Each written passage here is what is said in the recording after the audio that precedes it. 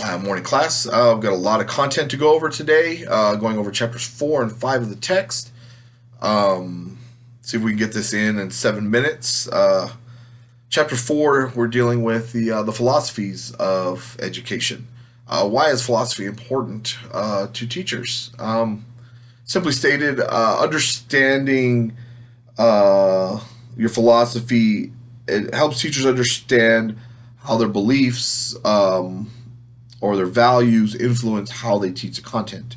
Um, Helps them understand what the purpose of education is, what should be taught, what knowledge should be taught students, and what value should be bestowed upon them to make them successful in the future.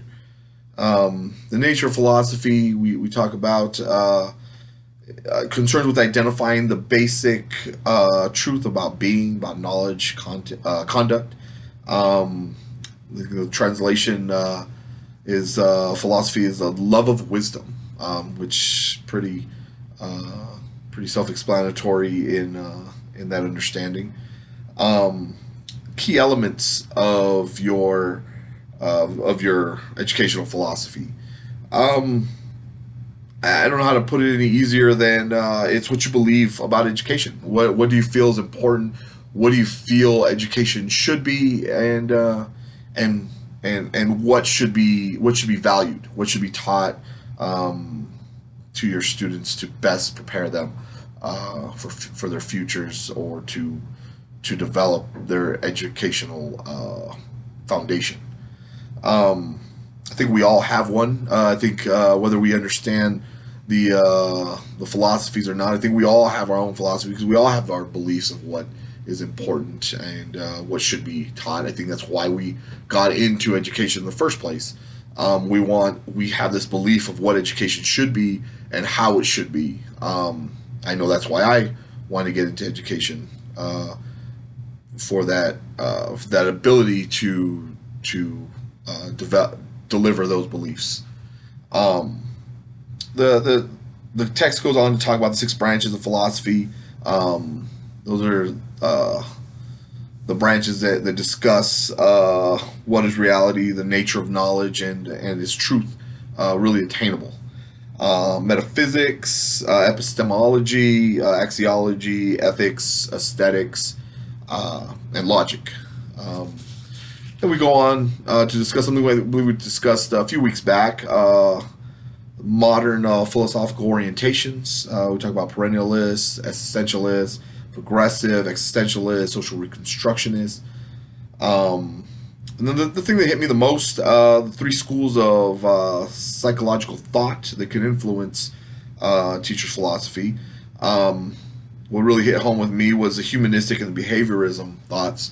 I'm a big person. I'm a big believer in personal responsibility and self-actualization. I think it's our responsibility as people to reach our full potential and to see it through and to understand who we are and what our purpose is, as well as behaviorism. I've always believed that the idea of free will is kind of a facade. I think we're all just a product of our outside influences. I think we're a product of what surrounds us, which is why teachers are so important because you're a big part of people of students growing and becoming who they are because you're going to be part of that outside influence.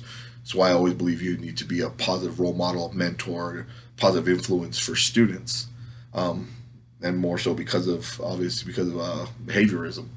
Um, and then the chapter ends by discussing how will a teacher develop an eclectic educational philosophy.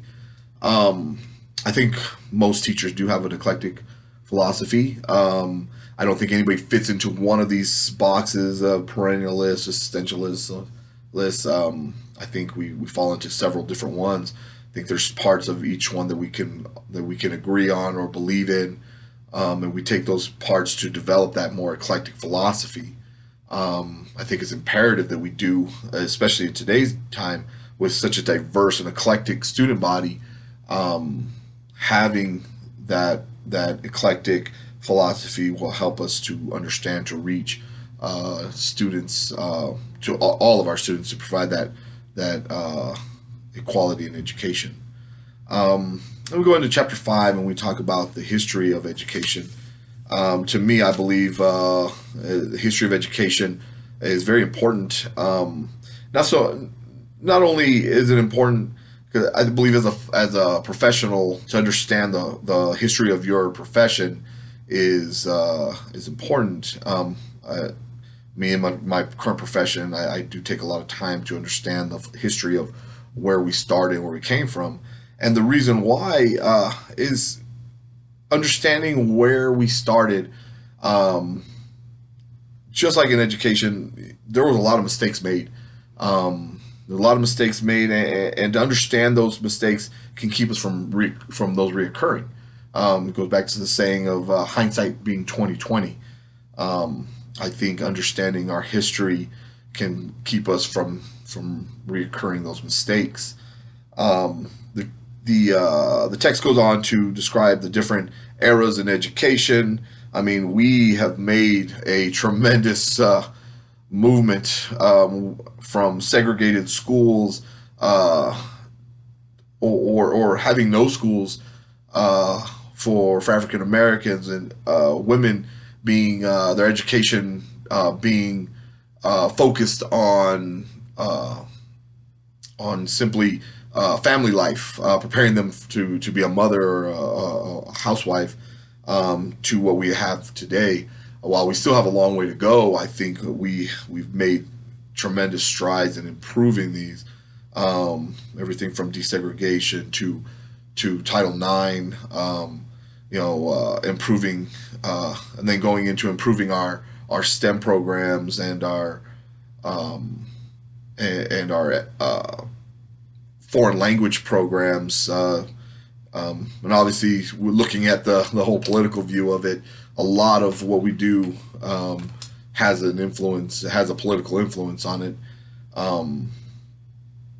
But at any rate, it does improve where we're at. It does improve where we're going. The one thing that I really liked was the understanding where we have not stopped and we continue to move. Excuse me. Is we still have a high standard of equity for all.